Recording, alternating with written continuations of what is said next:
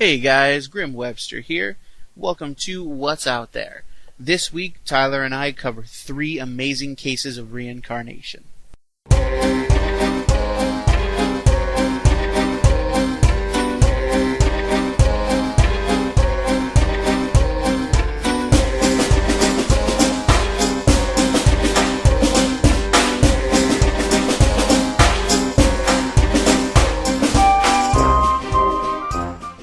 Alright, so sounds like we're both coming off of kind of a rough week. Yeah. So let me see here. I've got 3 different cases on reincarnation. Um, I don't know if you've got any special that you want to talk about, or do you just want me to go ahead and start? You can just go ahead and get into it. The one that I wanted to do, you actually already had in there. Okay, So, I think I know which one you're talking about. So I'll probably go ahead and just let you jump in with that one whenever you want. But the first one that I found that I really liked was a lady named Hanan Mansour. I don't know if I'm pronouncing that correctly. I'm usually not. But she was born in Lebanon in the mid 1930s. When she was when she was 20, she married a guy named Farouk. They had 2 daughters. One was named Layla. Um, when Right after she had her second daughter, they told her that she had a heart condition and that she shouldn't have any more children. Um, so she went ahead and had another kid anyways, and then ended up getting very sick. So she traveled to Richmond, Virginia for heart surgery, and right before the surgery, she tried to phone her daughter Layla, but she couldn't get through, and she died of complications like a day after the surgery. So 10 days after that, um, a little girl named Suzanne was born. And Suzanne's mother said that shortly before the birth, she dreamed that she was going to have a baby girl, and that a woman came to her and kissed her and hugged her and said, "I'm going to come to you." Um, so later, when the woman saw the picture of Hanan, she said it looked exactly like the woman in her dream. And so she had the baby, named it Suzanne, and about 16 months, the baby was playing with a phone, and she took the phone off the hook and started talking into it, saying, "Hello, Layla," over and over again. And, nobody knew who Layla was at the time. But, they thought it was weird. And then later, um, as she got older, she explained that Layla was one of her children and that her name was not Suzanne, but it was Hanan. And the family asked, "Hanan what?" And Suzanne replied, "My head is still small. Wait until it's bigger and I might tell you." By the time she was 2, she had mentioned the names of her other children, her husband, and the names of her parents and her brothers from the previous lifetime. There's about 13 names in all. And so they tried to locate the people she was naming, and they made various inquiries into towns where they were supposed to have lived. And when they heard about the case, people would come and visit the little girl. And, mostly at first everybody was skeptical, but, as time went on, she kept saying things that really just seemed to fit. She met the relatives and the children and all that from her previous life. And at about 5 years old, she would call up the guy who I guess would have been her husband in the previous life. She would call him like 3 times a day, and she would go visit with him. And in the end, the guy had decided that that really was his wife, reincarnated as this little girl. And apparently, they kept in touch for years and years after. And on the link I'm going to put up for this one, there's actually a picture, side by side picture, of the original woman and the girl grown up, and they have pretty similar facial features. And actually, in all 3 of the stories that I've got here, it's the same. Each one has there's a side by side comparison, and they're actually very similar looking. Um, have you ever heard of that, sharing physical features? Yeah, it looks like with most of the ones you've linked and most of the ones I've seen before that they actually do share a lot of similar facial features. And when your listeners see this, they should definitely click on the link there and look at them because they do look really similar. They have a similar brow line. I think it's easier to look at because the pictures are flipped, so you can look at them upside down too. I think it's easier to look at the one that's upside down, and you can really notice how similar the features are in that one. Oh yeah, yeah. Like when I first saw him, I mean, I actually, if you hover over the picture, it'll actually enlarge and give you a better look at it. And I was comparing the shape of the eyes and the nose and the mouth, and it's really, I mean, aside from just a few little things, I mean, obviously being a different person altogether, I mean, it's the looks are pretty much right on. Yeah. In the older picture, it looks like she's also got a lot of makeup on and all that. On the newer picture, it also looks like she's not wearing as much makeup, so that kind of changes the way that the face looks a little bit. Right, and there was about well, somewhere around 20 years difference between the pictures as well. So I mean, Right. that's 20 years difference in technology also. The thing I wanted to do here is find stories where it's not like everybody who says they were somebody else in a past life, they always end up being like Napoleon or King Tut or Cleopatra or whatever. Yeah. And in the three cases I've got, they were just regular people. And, in this case, the lady, she didn't do anything extraordinary at all. She, died from complications from heart surgery. I mean, you always hear the cases of a little kid talking about, you know, oh, before I was born, this happened, or back when I was in heaven, or, you hear people talk about little kids saying stuff like that, but I mean, really having like full-fledged memories is kind of amazing. Yeah. Really something to think about, which is kind of hard for the Western world in general to think of. That this is something that might be possible. Right. I know that there's actually a lot of cases of reincarnation that are reported in India and really in more of the Buddhist cultures and the Taoist cultures and a lot of the Eastern religions in general have a lot of reincarnation. And I think at one point Christianity actually did, but at some time was phased out, so it doesn't really fit anymore. It was actually pretty common once upon a time, and I think it fell out of favor, and then in the Western world at least, it fell out of favor. But I think with the rise in popularity of paganism and Wiccanism, it actually came back, and now you hear a little bit more about it from people uh, who kind of follow a little closer to the mystic side of things, I guess. Like you were saying before about how everybody who thinks they're reincarnated, a lot of people that do, they're linked more to more famous people. But I think that might be more because I mean it's easier. It'd be easier to find a past life if that previous life was somebody who was easy to research. You know, Right. like with this lady, if her parents hadn't gone and looked at it and followed up on what their kid said and didn't just think that their kid was just being a kid, they they probably wouldn't have found this you know her husband and all that.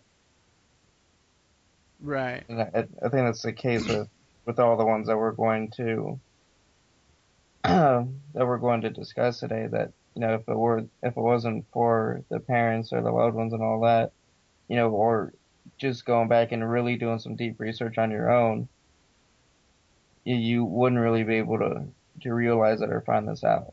Right. Right.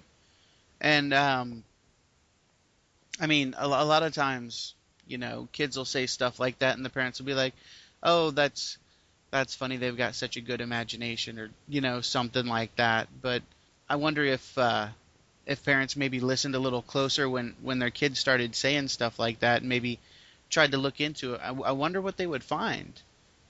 Right. I Yeah. mean, most of the time you dismiss stuff like that, like, oh, it's just a figment of their imagination, or oh, they're so creative. I mean, I remember when my son was like 2, he used to stand in the same spot pretty much every day and talk to a spot on the wall. And I didn't know what was happening at the time. I want to say I was into what I'm into now, but I wasn't such a I wasn't into it like I am. Right. So I was just more like, oh well, he's a kid. Kids are kids. And my mom was convinced he was talking to a ghost or something. And for all I know, it could be. You know, but that was, well, he's 14 now, so that was about 12 years ago, and it's hard to say now. But I mean, what if I had what if I had looked a little closer? What might I have found? Right. Yeah. The next one, though, actually, in '91, a guy named Jeffrey Keane was on vacation with his wife, and they were looking at antiques, and they stopped in Sharpsburg, Maryland. It was the site of a Civil War battle.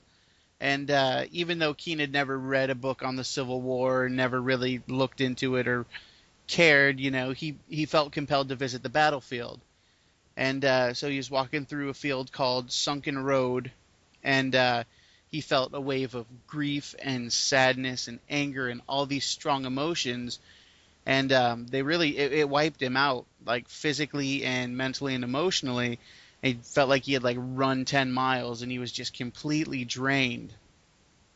And he made it back to his car and back to his hotel and whatnot. And before they left the town, they visited the gift shop there at a Civil War museum, and they bought a magazine. And it was a magazine about that particular battle.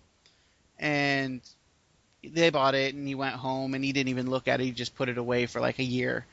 And finally, he found it again and dug it out and actually was reading through it.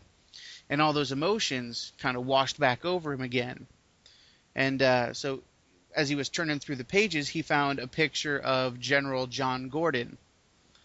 And the picture of the general was actually right on with Jeffrey Keane himself. So he kept reading and found out that the general had nearly died after being shot multiple times at the exact same spot on the battleground that he had visited.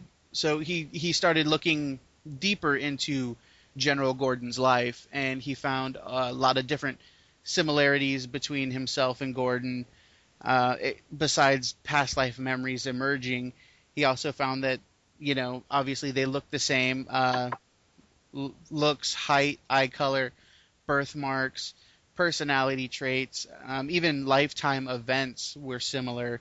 They had similar writing styles and habits, and actually both men preferred to stand with their arms crossed. Both had similar taste in clothing, and about 15 years before all of this had happened, Keane had been having severe pain in his jaw, and it had grown worse over time. And so much that he had to be driven to the emergency room, and they ran a bunch of tests, and they couldn't really find anything. And eventually the pain went away and vanished altogether. And the pain had occurred on his 30th birthday, and 15 years later, after he had discovered all this stuff about General Gordon, he had found out that General Gordon had been wounded in the face at Sunken Road when he was 30 years old also. He was feeling the pain from a wound in a past life, I guess. And Jeffrey Keane had 3 markings on his face in the same location where General Gordon had been wounded, right under the left eye on the forehead and across the right cheek. Both men also had a star-shaped mark on their foreheads right above the left eye. There were similarities between Keane's writing style and General Gordon's. In his later years, Gordon wrote a book about the Civil War, and they actually used that book to do writing analysis and compare the writing styles of Keane and Gordon.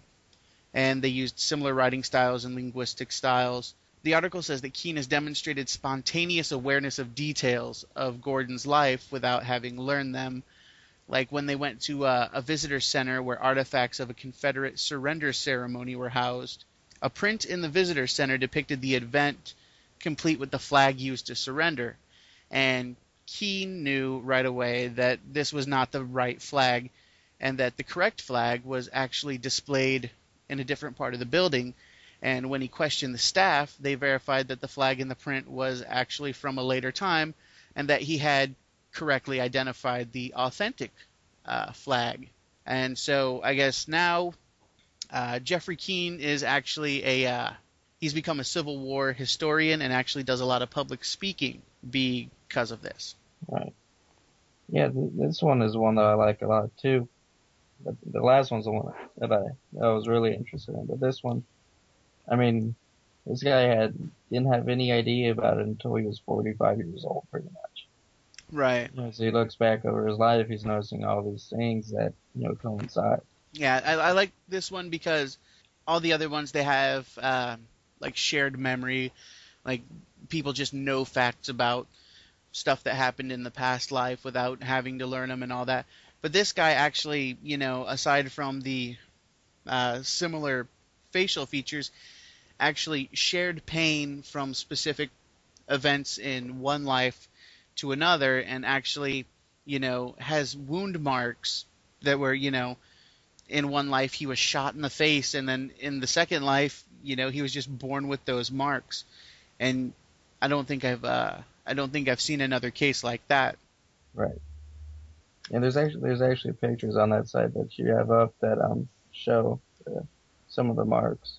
Right. Yeah, there's on the link for that one, there's it does the side by side facial pictures, and it also shows close-ups of the mark right above the left eye. So that's once again you're seeing similarities between the two, and really it got me thinking. This guy he was just leafing through a Civil War magazine and found a guy that looked exactly like him, and turns out it was him in another life. It kind of makes me want to like go scour the internet for somebody who lived 30, 40 years ago that looked like me, and Yeah. But then again, I don't know. Maybe I'd be afraid to find out who that person was. I mean, this guy had a Civil War general. That's kind of cool. But, what if, you go out and you find somebody that was you, and it turns out that they were, I don't know, like a burglar or something, something dumb, or, they were a bad person. I guess you don't hear about that. I guess maybe if somebody goes out and finds somebody like that, then they just say, oh, well, I was Cleopatra. Yeah. All right, the third one we got here is a little boy named James Leininger. And he was born in 1998 to Bruce and Andrea while they were living in the San Francisco Bay Area. The father was offered a job as a human resource director for an oil industry company, and they moved to Lafayette, Louisiana, and that's where James grew up. After turning 2 years old, James started to experience vivid nightmares that would make him scream in the middle of the night. In 2000, when James was just a little older than 2, his mother heard his son's voice screaming in the night, "Airplane crash, please," or "Plane on fire, little man can't get out." Or his mother ran to the bedroom and saw him struggling, said he was lying there on his back, kicking and clawing on the covers like he was trying to kick his way out of a coffin. The same nightmare kept recurring 4 to 5 times a week. Another nightmare, she noted, he was lying there on his back, kicking and clawing on the covers like he was trapped in a plane, and he was crying out, "Airplane crash, plane on fire, little man can't get." And when his mother asked who, he replied, "Me." And so his father asked, well, who shot his plane down? And he said, "The Japanese." When they asked who, and he knew that it was the Japanese, they asked him how he knew it was the Japanese. And he replied, "The big red sun." So they were both impressed and puzzled, obviously, that he would have this information or this knowledge of, Japanese World War II aircraft. And that, they knew he didn't get it from, like, watching TV or anything like that. So when his parents asked for names of people in the nightmares, he stated that he had a friend who was also a pilot whose name was Jack Larson. So eventually the mother and father would learn that James Huston was their little James past life persona, and he did know a Jack Larson, and eventually little James would go on to meet Jack, who he had known in the past life. Little James would draw pictures of battle scenes, and it would feature propellered planes and bombs exploding and propellers coming off and stuff like that, and he would always sign his pictures James 3. He would give his GI Joe dolls names like Billy and Leon and Walter, and names that he wouldn't know, none of his friends had, and none of his parents said those names because they didn't know anybody with those names. And when the father asked one time why he called the dolls these names, he answered because that's who he met in heaven. The mother was into the whole reincarnation thing, and she believed and was on board with it. The father had a little harder time accepting it, but eventually he found a reunion. It was the first Natoma Bay reunion, and Natoma Bay had actually been a part of World War II, and so he found this reunion in San Diego, and he took little James to the reunion. And at the reunion, he learned that 18 aircraft carrier pilots from Natoma Bay had died during service in the Pacific, and one of them was named James Huston Jr.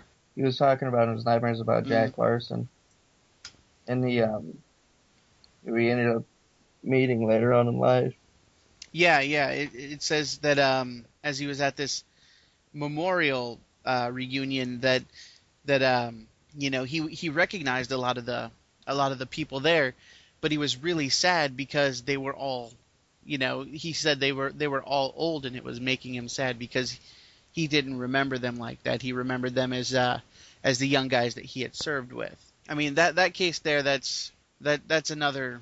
I think that's probably the most famous one recently. I guess because of the all the verifiable stuff. People are still around and can you know could be asked, at least at the time. What are your thoughts on it? I remember reading about this kid on Reddit a while ago. Somebody, there's a thread about him, and somebody came on and said that he was his neighbor for a little while. So he was a perfectly normal kid. He just knew a lot about aviation. He said he came from a pretty normal family and all that. So I mean, it's not like they're like trying to make stuff up or anything. But he said they used to wrestle a lot and all that. And that he was always a really athletic kid, and that uh, he wanted to go into the military later on in his life. So I mean, that all kind of falls into his past life Right. there. This one I think is really interesting because when was this kid born? 98. Yeah. 98, which makes him 15, 16 years old right now. I mean, he's definitely still around. Right. And just the fact that he got to go and they got to meet the people that he had talked about without ever really knowing them before, and just Right. being able to confirm all of the stuff he said, that it really does it adds a lot of credibility to the idea of reincarnation. Yeah, and I think this one's really interesting because it's still Yeah. unfolding. Yeah. There's just more things that can come out of And I this. think on this one also there's side by side pictures, and obviously it's of him as a little kid, and of past life him as a little kid as well, because you know he's still technically a kid. But I mean the Yeah, kids pictures are also really similar. I mean that seems to be a common theme that you come across, like in the better cases, the ones where they're not somebody famous. They have the memories, and then they have physical similarities. I think it's cool that he talked to his past life sister, and the sister was so convinced that she sent him all of his Right, old war yeah, stuff. yeah. Bust and some airplane stuff, and yeah, just the fact that like this one and the first case that I did, where they actually got to meet the people that knew about, and in both cases, they were absolutely convinced that that was them. Right. Yeah. And that actually reminds me of another case. I think we talked about it once before sometime, and I didn't really look it up. There was a lady who had memories of another life and all that, and she actually went and tracked down the children from her other life, and she was like, Right. I don't know, 20 or 30 or so, and when she tracked down her children, they were actually up in their like 70s and 80s. And when she found Yeah. them, she explained everything, and they actually, they accepted her also, like, like they believed that she was their mom reincarnated. Yeah. I think that the woman claimed that she had drowned in her past life. Yeah, that sounds right. These are all really interesting, and I mean it's challenging to the beliefs of many traditional Christians to believe this, but I mean logically you think that how could that happen? But there's a lot that we don't know about you know Right.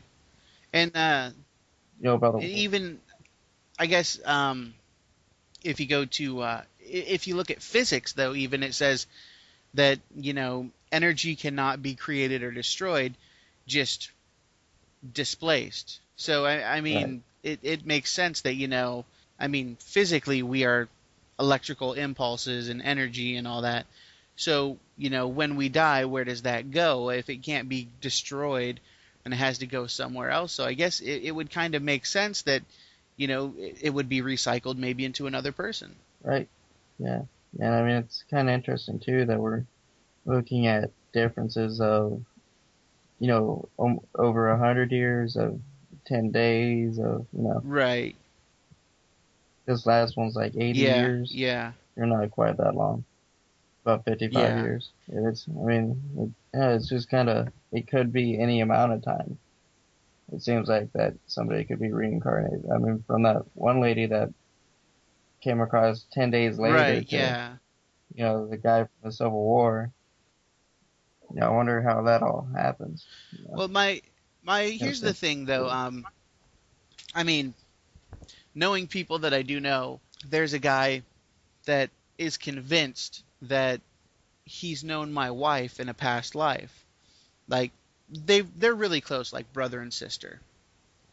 And Yeah, he's convinced that they keep being reincarnated together in some form, brother and sister or father and daughter, something like that, just over and over and over again. I've heard that, people generally, I don't know if you want to use the word souls or whatever, but they'll reincarnate in groups more or less, or they always right. come into contact with each other at certain points of time, kind of like families, but Yeah, not strictly families in the way that we know. yeah. And what do you think about that? Do you think people reincarnate together like that? Well, I mean, that's definitely not the first time I've heard about it. I've heard about that before. And actually, I think in the guy Jeff Keen, he thinks that some of the guys, because he's a firefighter, he thinks that some of the guys underneath him were underneath John B. Gordon and were reincarnated that way. But I mean, you'd have to have a pretty strong connection, I think, to continue to be reincarnated together Right. like that. Because I think it would involve, talking about souls, I think it involve both of your souls to decide to come back. Right. Also, I think have you heard the idea that you reincarnate in order to learn a lesson, and that Right. before you reincarnate, you choose what you're going to do, what you're there for, what life you're going to have. And then when you come into that life, you don't know why you're there, but you've made that choice before you went there. And I don't know, Yeah. after a while it gets kind of kind of convoluted and confusing, but more or less, I hear all the time that we reincarnate to learn a lesson, and then once we've learned all the lessons we need to learn, we go to a different plane of existence, or we go off and do something else. I don't know, there's a lot of different ideas out there, but I know a lot of them are based on religion, and it's kind of funny that a lot of religions say more or less the same thing when it comes to reincarnation. Yeah. I mean, if you look at the Taoists, Buddhist, Hinduism, all that, I mean, they all pretty much line up in that Right. aspect of And them. even Scientology, which I really don't know what to think about Scientology. And, I mean, it was created by a sci-fi author, but I mean, Yeah, even in Scientology, they believe that people are basically reincarnated alien spirits of some form or another. I think I got that right. But I mean, even Scientology's got reincarnation, and it just seems kind of like maybe Christianity is really the one that doesn't. But I yeah, mean, I don't know. I guess at one point they must have. I mean, if you look, I guess if you look at the resurrection, that's almost like yeah, reincarnation. yeah. It is true. But it's just one of those things that we'll never know about until it Right. happens, and then if it is true, then we'll forget about it again until it Right. happens Yeah. again. It just seems like there's no real way to prove it aside from what we have here, where people just have memories. Kids are born knowing things that they probably shouldn't know. You know. But I Yeah, mean, really, I guess there's no real scientific way to prove it. I mean, that's the thing right now is you'll prove it. I mean, that's what keeps going back and forth. Like, if you prove this, I'll believe in that. Right. Yeah. And well, I guess now in even what 50 years ago, it was a lot easier to believe in things that you didn't see with your eyes. But I guess the more we evolve and technology evolves, and the further we go down that path, it's more like I can't believe it unless I see it, pictures or it didn't happen. You know, Yeah, somebody sees a ghost, and the first thing anybody asks is, "Well, why didn't you get a picture?" that bothers me when Yeah, people say that. it's just it used to be so Yeah, easy to believe in things, and then anymore it's I don't know. Even when you see something, you can't really believe in it because people are so good at faking things now because technology is so good. And there's a new Bigfoot video like every week, and you can't believe any of them because the technology has just gotten so good that you could fake it really well. yeah, yeah. It's like some people get on there. I know there's one guy in the paranormal thread on Reddit who will get on there to almost anything that's reoccurring. You know, set up a camera, and I guarantee it will stop happening. And I always see that. I'm like, well, no, not really, because if you do catch something on camera, what are you gonna do with it? Put it on YouTube, right? Or something like that. And then people are just gonna go there and call you a liar and say that Right. it's And fake. then So the more you argue that it's not fake, the more fake it looks because everybody who's really trying to push the fake stuff always puts, in big capital letters on their video, this is real or no joke or, I wonder how much makes it on YouTube that's actually real and that just gets completely overlooked because of all the fake stuff crowding it out. right, yeah, I don't know. Maybe they should maybe somebody should make a website just to, you know, go through this stuff, a place where people who have real sightings or real issues can go and post, if somebody catches a ghost on film, they can go and post it. But then again, I guess, you would still just get a bunch of people trying to fake stuff there. So it wouldn't be any better than YouTube, I guess. yeah. That's what the paranormal subreddit on Reddit's supposed to be Right. all about. Yeah, I So go through that sometimes just reading other people's stories and some of them I'm like, "Oh my God, that's awesome." And other ones I was like, I mean, it's still cool, but it's almost too cool to be real." right, But I mean, some of the stuff I want to like contact these people and be like, "Why aren't you writing? You should be published by now." right, yeah, There's some really good stuff to work with out there. yeah.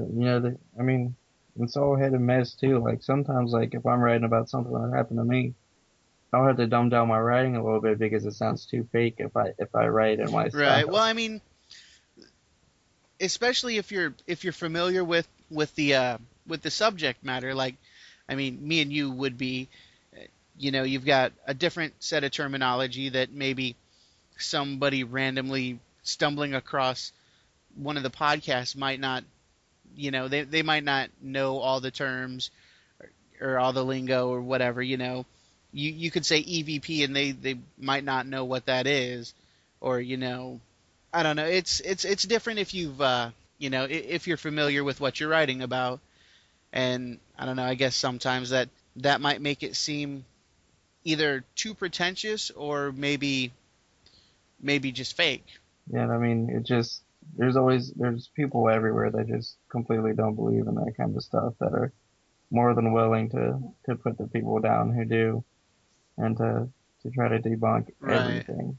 Because I mean, nothing that happens is completely verifiable in any way. Most of the stuff that happens is just anecdotal. Like, this happened to me. I just happened. I'm writing it down to share Right. with And you guys. even it's like when I went to when I was in Bardstown and I was at the Talbot Tavern and the guy's drink scooted across the table. How was I supposed to Yeah, get that on film? I mean, sure, yeah, after it happened, my camera was out, my phone was out. I was taking, trying to get some pictures and video and stuff. But I mean, the only thing I can do now is just tell people about it.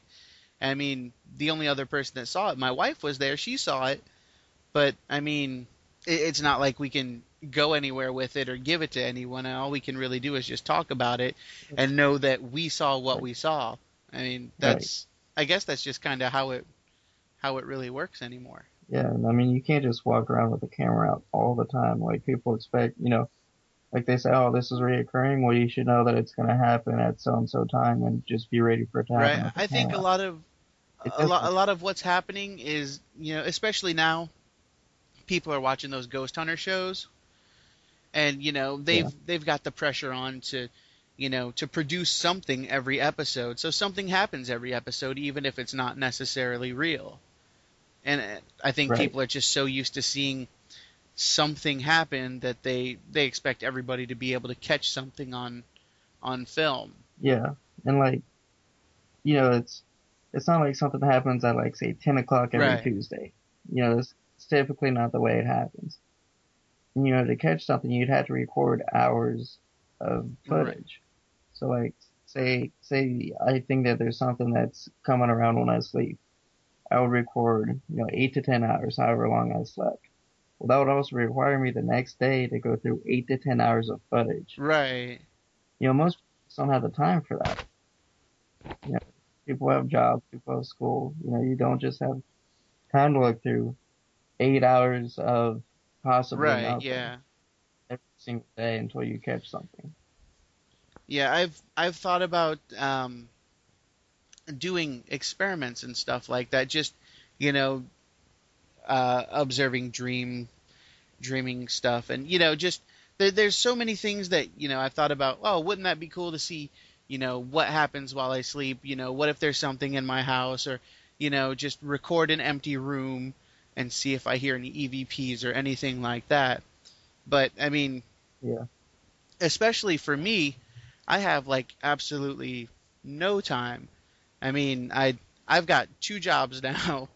I do this podcast every week or every other week.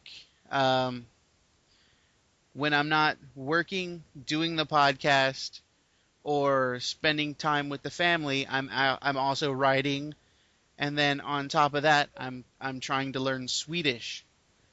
So I mean, yeah, sometimes even just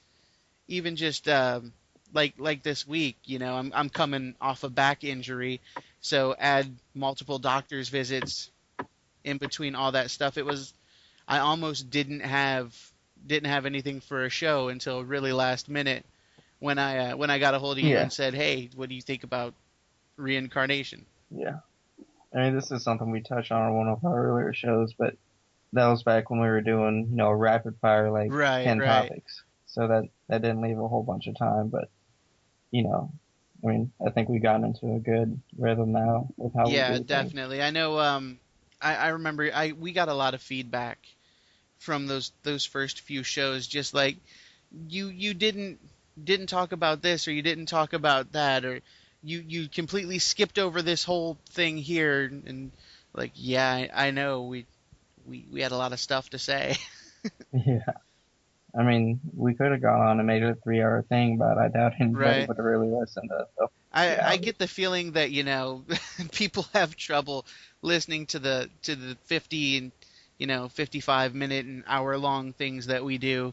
I mean, some of the shorter Yeah. stuff, like when we just throw out like a 20-minute podcast, seems to get a few more hits than like the hour-long stuff. But I mean, I Yeah. don't know, that it seems easier for me to do like an hour-long podcast just because it gives us a chance to really not just go over the cases or the stories that we have, but to actually like discuss what we think about them, and just different aspects in general, instead of just oh, that's a thing and that's a thing and that's a thing, and then okay, we're done. Yeah. Right. Yeah. I'll go ahead and Okay. I'll get with you soon about ideas for the next one.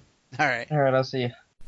All right, guys. I want to thank everybody once again for listening, and I'd like to encourage you to go ahead and head over to the blog page, which is wotb.blogspot. Leave us any comments, feedback, questions, or even submit your own experiences if you have them. Also, go ahead and head over to facebook.com/WOTB show and like our Facebook page. Not only does it help get the word out about us, it also makes us feel warm and fuzzy. So until next time, keep your eyes and your minds open, or you just might miss what's out there.